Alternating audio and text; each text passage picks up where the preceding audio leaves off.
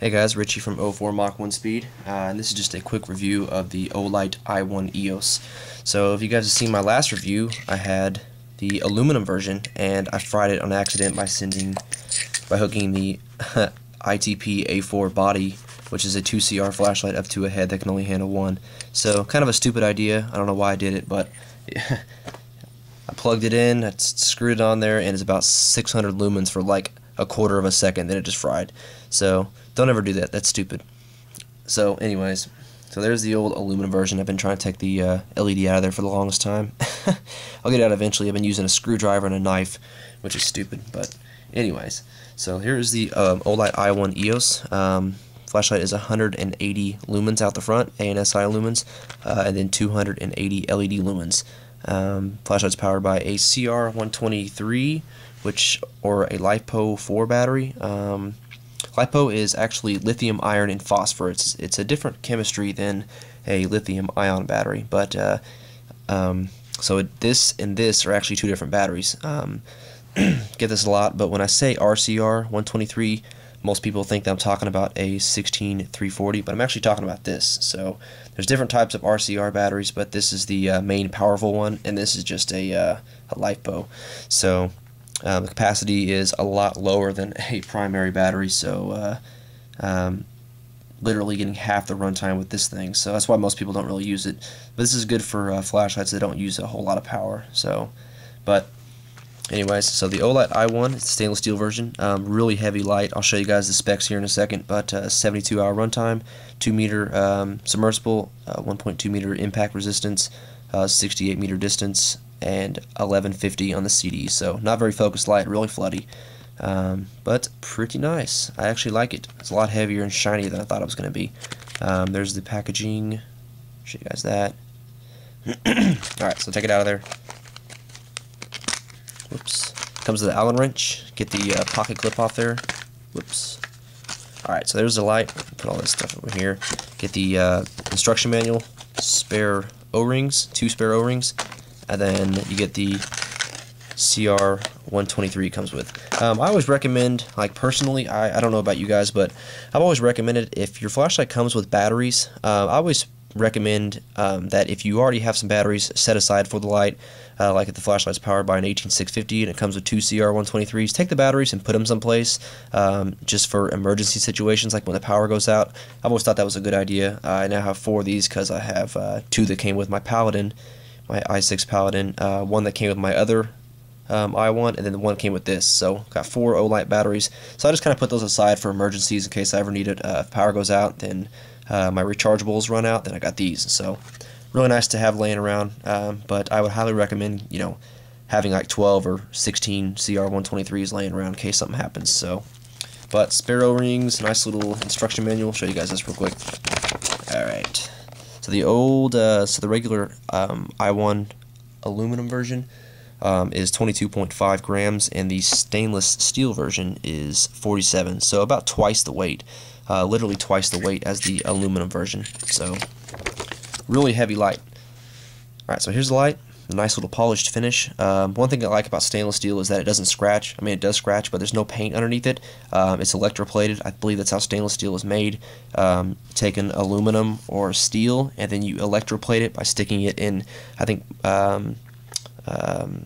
not hydrochloric acid, but some type of acid solution, and then electrifying it by using a negative and positive charge, I think, and then it electroplates aluminum, I believe, and then it turns it into stainless steel.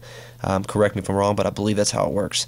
So, Olight I1 EOS, stainless steel, really nice. This thing is just tiny. It's a little bitty. Take this, then here's a regular CR123. Just show you guys just how small this thing is. It's tiny. It's a little bitty. But anyways, alright, so nice little XML T6 emitter, light orange peel reflector, really floody, shallow reflector. This thing is really, really floody. I had forgotten how much I missed my old aluminum version. But take it apart. Nice threading, O-ring inside the thing. Just the body of this thing weighs what the old aluminum I1 version weighed with a battery, so pretty heavy light, really heavy. And then there's the inside of the head there. Alright, so put a battery in there, show you guys the operation, even though most of you know what it is. Now, Candle Power Forums, on the Candle Power Forums self-built guy, he said you can actually run a 16340 in this flashlight. It'll give you quite a bit of output, of around 400 lumens, but you can't have it on for very long.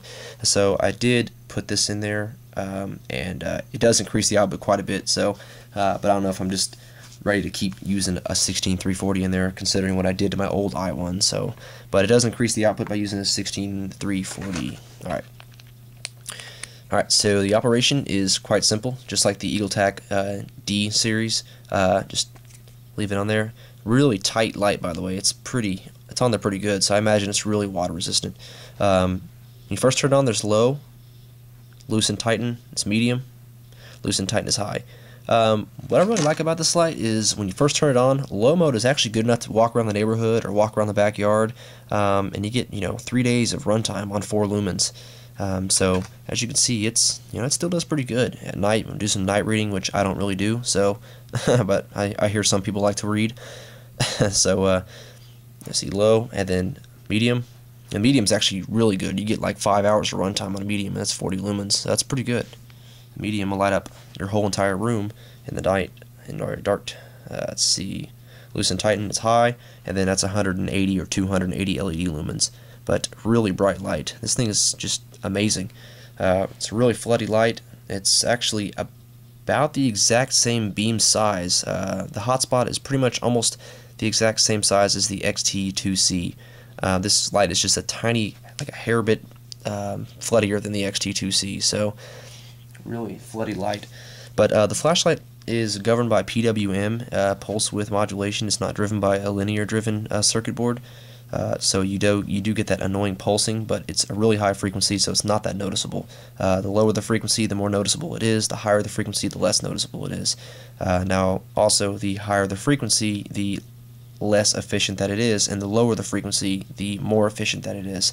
So it's kind of a win-lose kind of situation. So if you want a higher frequency, be less noticeable, it's a little bit less efficient, and you want a lower frequency, it's more annoying but more efficient. So kind of weird, but so it is. If I'm gonna guess, I would say it's probably about 1,000 hertz, just judging by how fast you move it across your face, and it kind of strobes the lights really close together when you move it across your face really fast. And then I have some lights where you go like this across your face really fast, and the light is like that's far spaced apart. There. So it's obviously a lower frequency, but so it is a high frequency, probably 1,000 hertz. It looks like it's about 1,000 hertz, which is about 1,000 times a second. Looks like that's about right. So correct me if I'm wrong, but I believe PWM, which is pulse width modulation, I believe it is taking the higher modes and strobing them down to a lower mode. So that's pretty much what it is.